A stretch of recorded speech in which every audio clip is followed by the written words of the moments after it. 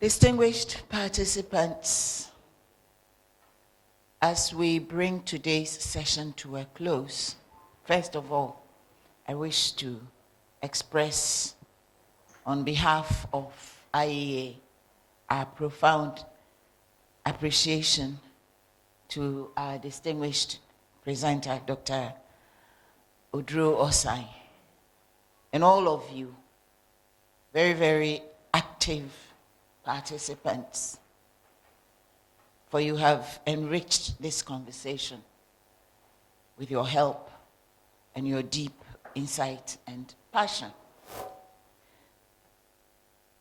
Now, in the course of our deliberations, it has become very clear, and some of you actually reflected on it or made observations on it, that we are operating under a legal regime that was originally formulated by a completely different set of people with different sort of set of objectives and motivations and everything. Now, can you blame them?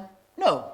There is something called enlightened self-interest. There's absolutely nothing wrong with that, so long as you don't go using a bulldozer to flatten the people who you meet along the way. It's allowed. Now, unfortunately, when the scene has changed, and the scene has changed since 6th March 1957, and definitely it completely transformed on 1st July 1960, when we became a sovereign nation and the Queen of England no longer appeared on our official documents and symbols. And yet, the formula, the model, the mold that was created for a colonial structure, we continue to follow it. And that one is an enlightened lack of interest in our own well-being and our progress. And certainly, so long as we continue in that unenlightened way, pursuing somebody's enlightened self-interest, we will not be able to avoid an 18th IMF. So when our objective is to, or we are now beginning to realize that it's too ridiculous, it's embarrassing. Indeed, it's more than embarrassing. It is shameful for a nation to think that it can continue doing things the same way and yield different results. We know what somebody said about the person who does the same thing and expects a different outcome. I will not belabor that point. So, having said that, I do believe that our deliberations have been very sobering and inspiring at the same time. And we have seen through evidence presented by the main speaker, but also by some of us, particularly my best friend, Mr. Waukume, that while Ghana's natural resource sector continues to anchor the economy, its benefits remain skewed. And of course it will remain skewed if we don't change the regime. Outdated legal frameworks, excessively generous fiscal incentives, and weak local participation have limited the nation's share of its own wealth. But that one, then one can also ask the question, now who caused them? I think after so many decades of independence, we know who caused them. We caused them. Today's dialogue has made it clear that change is both possible and necessary. It is also urgent. We have identified key pathways forward, including a comprehensive amendment of Act 703 to align with Ghana's current technical and economic realities, and indeed world realities, the world best practices. We're not even going to be experimenting. So many experiments have been done. We can pick from the menu what we want to work for us. The abolition of outdated tax incentives and the strengthening of fiscal benefits to the state. Greater transparency, accountability, and local participation in mineral operations. Left to me, 100%, it will be local participation.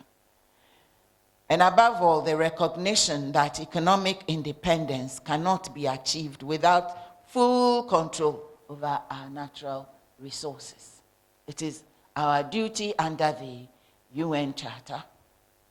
It is our duty to ourselves, because that act, that charter speaks of rights and duties, and we need to make sense and reality out of it. If these reforms are pursued with sincerity and political will,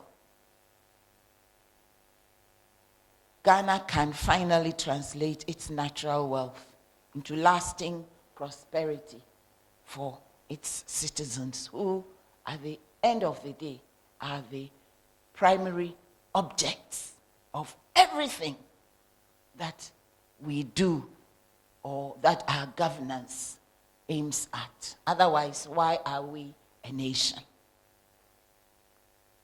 So let us therefore leave this room not only enlightened, but also energized, determined to advocate, support, and sustain policy and legislative changes needed to secure Ghana's rightful place as the true beneficiary of its minerals. And that is why I wish to also reiterate the call by the former speaker,